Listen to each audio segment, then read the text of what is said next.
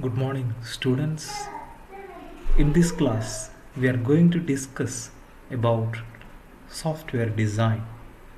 In your mini project work, you have done the project work in that you have written the specification details and you have implemented the code.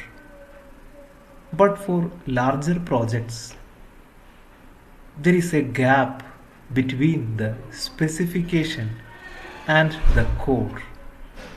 That concrete step to bridge the gap between the specification and coding is called software design. It is a creative process than an analysis process that we have done in the previous chapters using data flow diagram and use case diagram.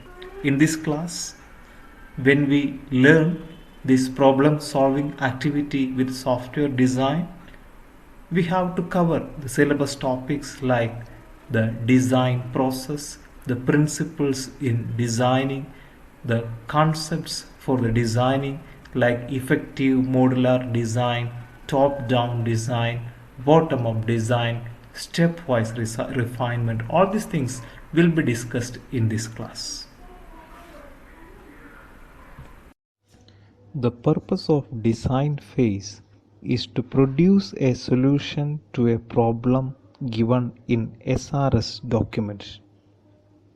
Software requirement specification document tells us what a system does and becomes input to the design process.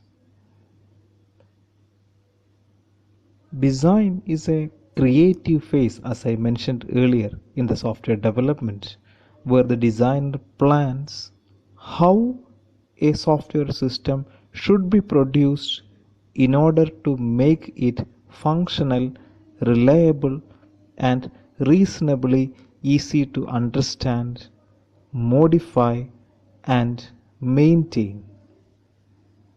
The process of software design involves the transformation of ideas into detailed implementation description with the goal of satisfying the software requirements.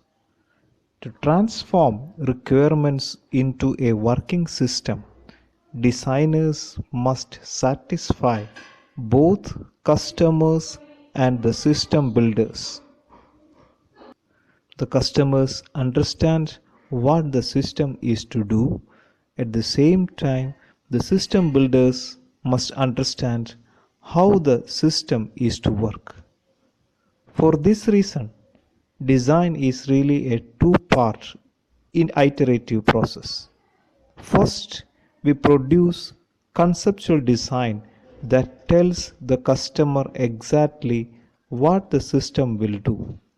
Once the customer approves the conceptual design, we translate the conceptual design into a much more detailed document called technical design that allows the system builders to understand the actual hardware and software needed to solve the customer's problem.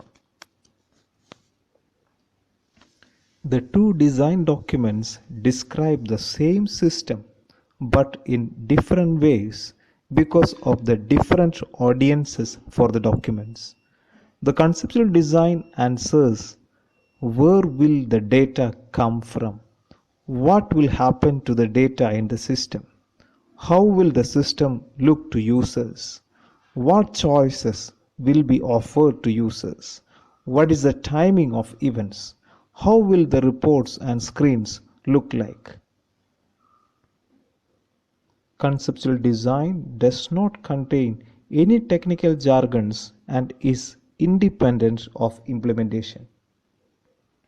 By contrast, the technical design describes the hardware configuration, the software needs, the communication interfaces, the input and output of the system, network architecture, and anything else that translates the requirements into a solution to the customer's problem.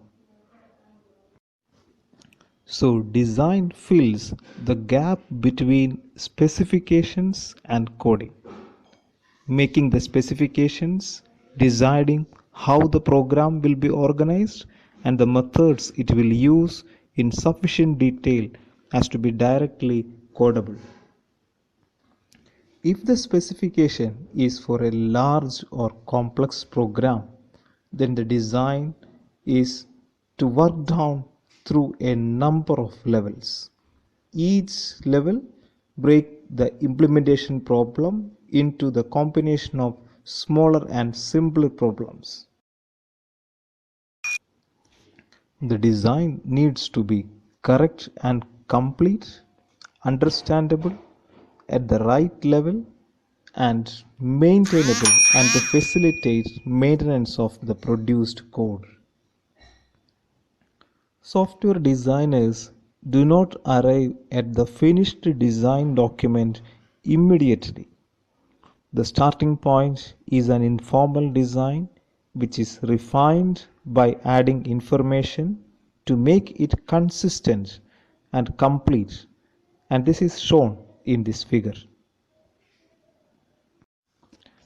Design is a meaningful engineering representation of something that is to be built. Software design sits at the technical kernel of software engineering. Software design is the first of three technical activities that are required to build and verify the software. That is, design, code generation, and test are the three technical activities that are required to build and verify the software.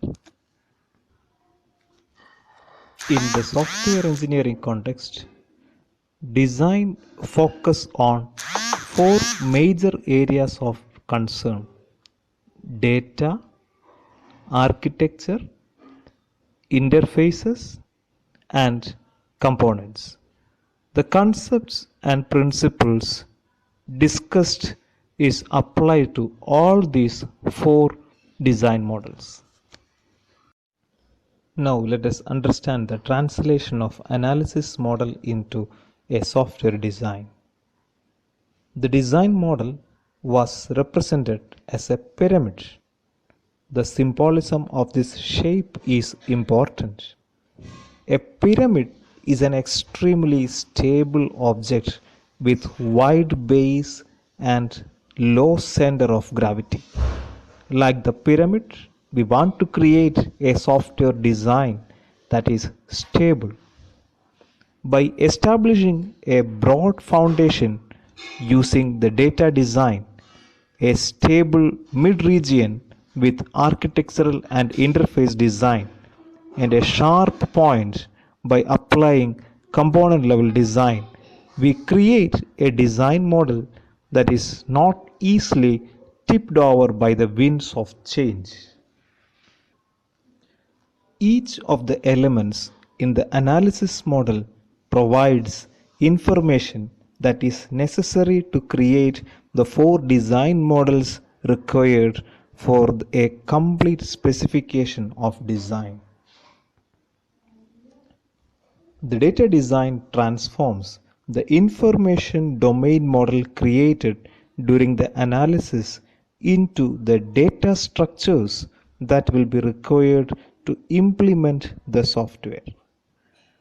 The architectural design defines the relationship between major structural elements of the software, the design patterns that can be used to achieve the requirements that have been defined for the system, and the constraints that affect the way in which architectural design patterns can be applied.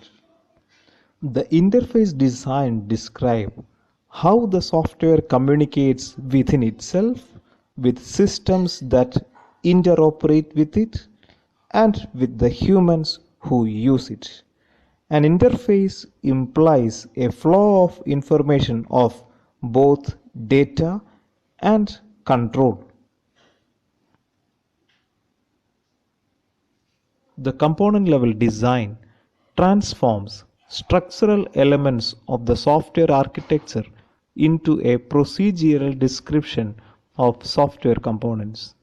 Information obtained from process specification and control specification serve as the basis for component design.